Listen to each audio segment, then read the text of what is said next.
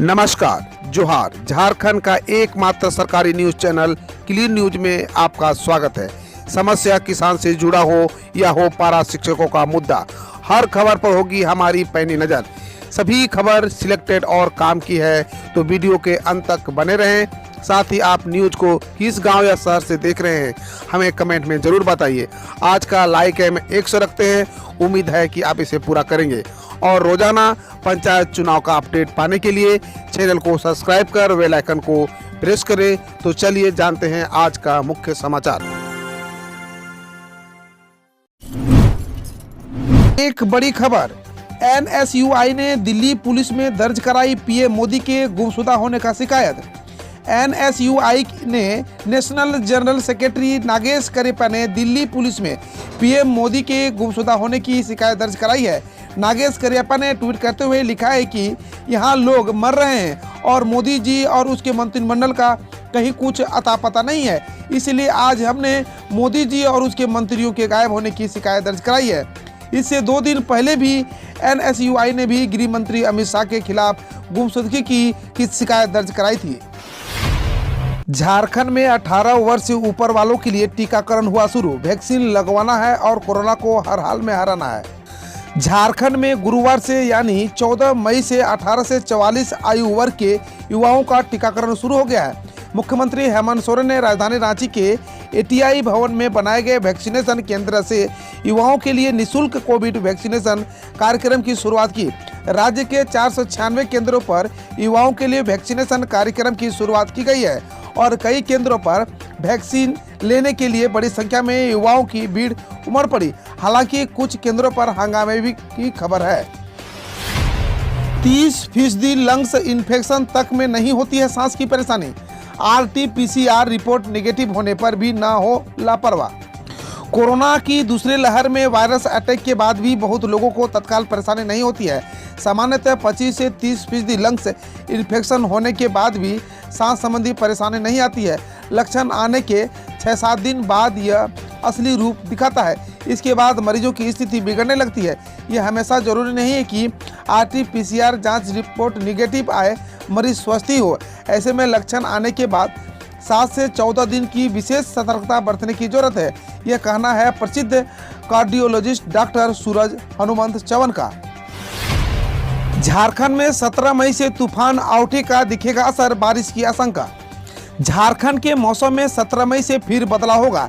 इस बार मौसम में बदलाव साइक्लोनिक सर्कुलेशन या फिर टर्फ की वजह से नहीं, बल्कि अरब सागर में आने वाले चक्रवाती तूफान आउटे की वजह से होगा। इसका असर 18 मई तक रहेगा।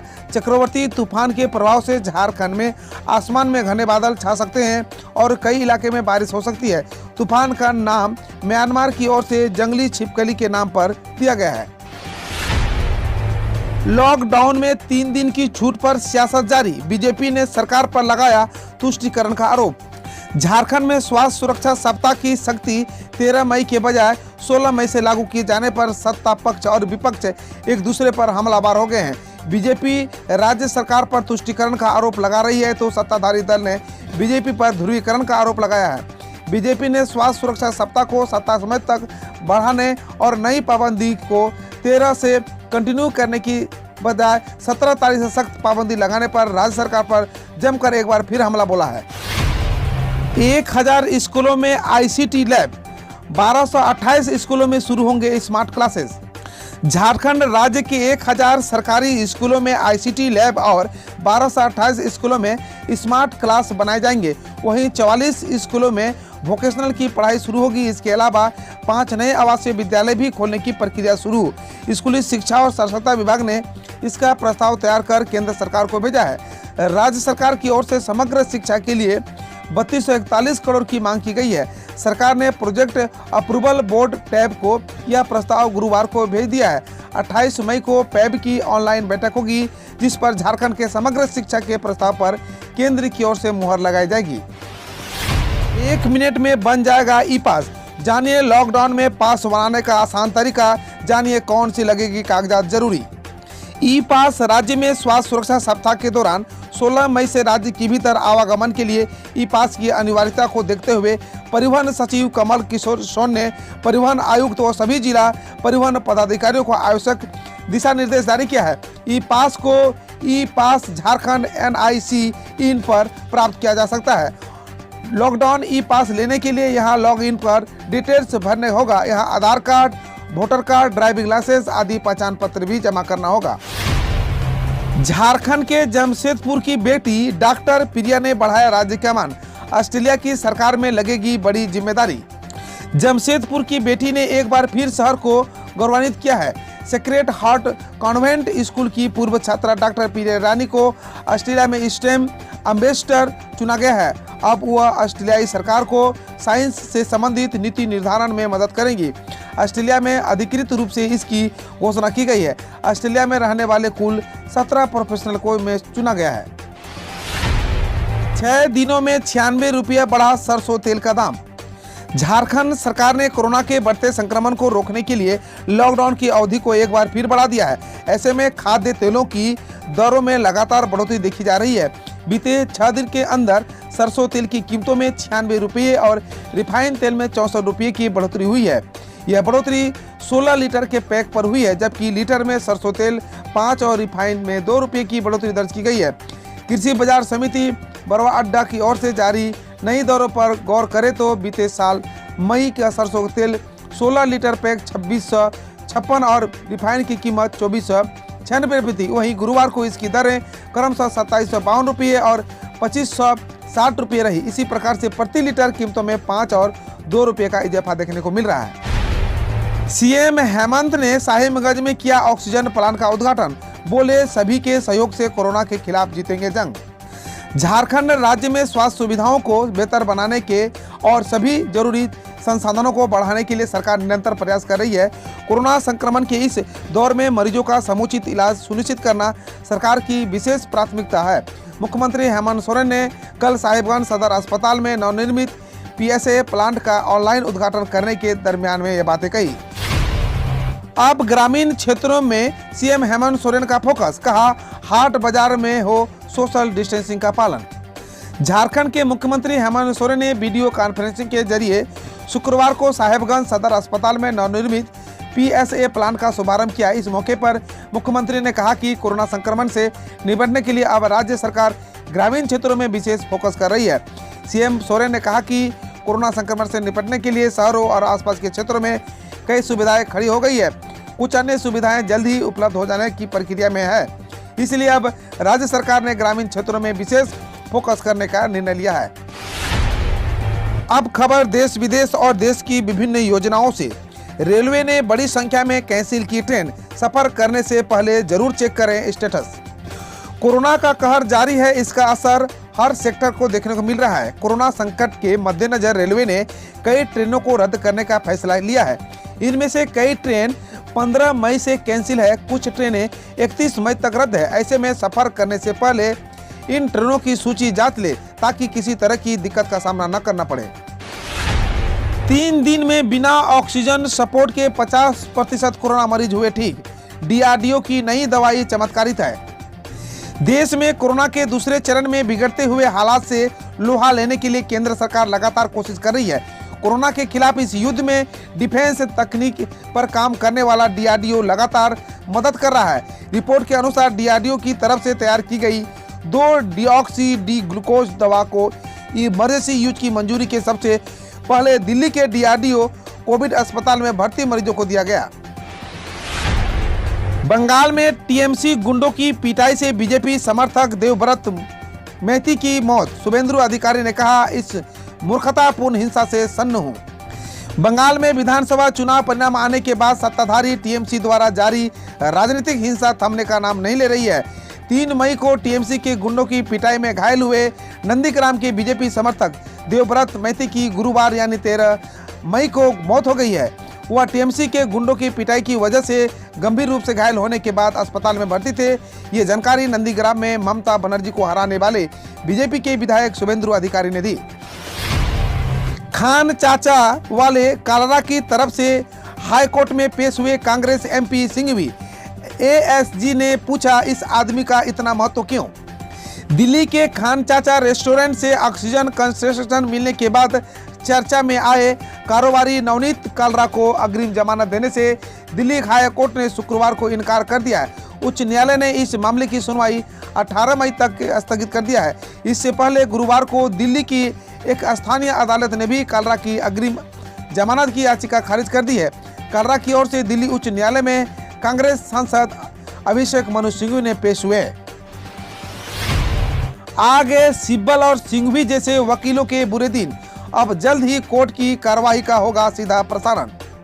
अक्सर ये देखा जाता है कि अदालतों में चलने वाले मामलों में जनता के सामने पक्षकार मुद्दे को भटकाकर बातें करते हैं। इसके अलावा ये लोग कोर्ट के आदेश को लेकर भी भ्रम फैलाकर अपनी मात को भी जीत बता देते हैं, लेकिन अब ऐसा नहीं होगा, क्योंकि अब सुप्रीम कोर्ट की कार्रवाई का प्रसारण भी जनता के सामने किया जाएगा। ये प्रसारण ठीक वैसा ही होगा जैसा संसदीय कार्रवाई का होता है। इससे न केवल जनता के समक्ष अदालतों का पक्ष आएगा, बल्कि उन लोगों के लिए मुसीबत भी होगी जो कि जनहित के मुद्दों की बेबुनियाद बातों में फंसाते हैं, साथ ही कानूनी दांवपेच में फंसाकर गुमराह करते हैं। सीएम योगी का चला जोरदार हंटर, मरीजों को लूट रहे इन 3 प्राइवेट अस्पतालों पर गिरी गाज। सरकार द्वारा तय शुल्क से ज्यादा मरीजों से वसूली पकड़े जाने पर उत्तर प्रदेश की राजधानी लखनऊ में 3 अस्पतालों के खिलाफ एफआईआर दर्ज करने के आदेश हो गए हैं।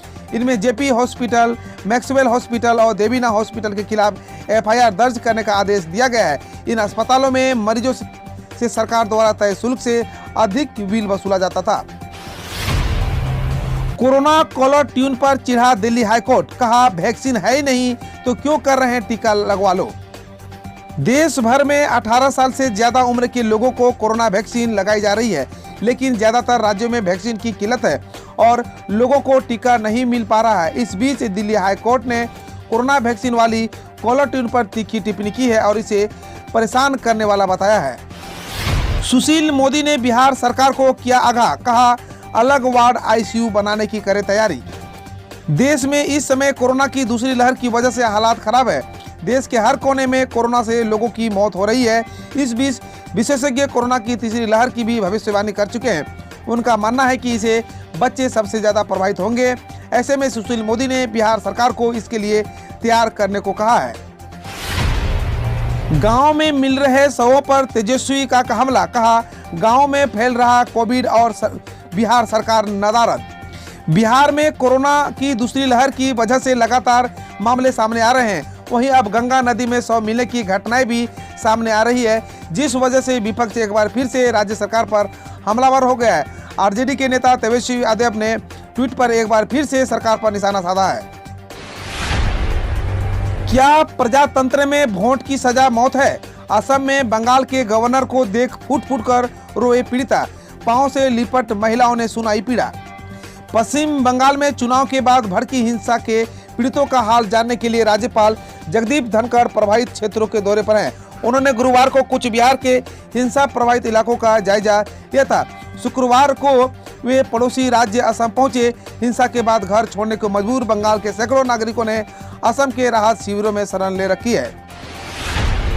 पीएम मोदी ने जारी की किसान सम्मान निधि की 8वीं किस्त। कोरोना पर बोले भारत हिम्मत नहीं हारेगा, लड़ेंगे और जीतेंगे भी।